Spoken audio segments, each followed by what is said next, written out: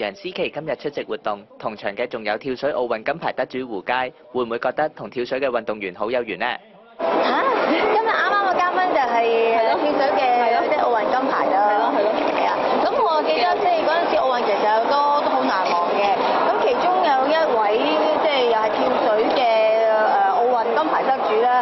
咁我有份訪問佢，然之後佢就送咗一紮咧人哋奧運嗰啲咧攞獎嗰啲花咧送咗俾我咯，好多謝佢咧。會唔會覺得大會請胡佳同埋你做嘉賓係為咗搞出頭啊？我又唔覺得喎，即係跳水呢項運動係好多人都中意睇咯。你同吳瑞仲有冇聯絡咧？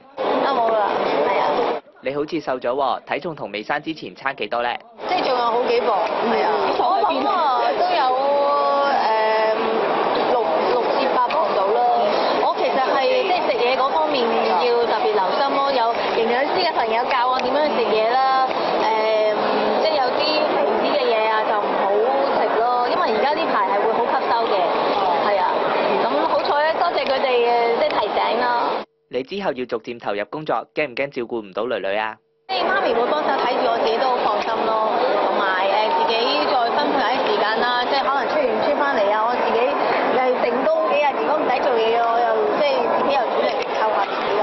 會唔會選擇唔出 trip 多啲見到女女咧？其實都唔會嘅，係啊，因為而家即係科技好發達㗎嘛，即係雖然係隔咗好遠，但係視像嘅通話依然可以睇得到咯。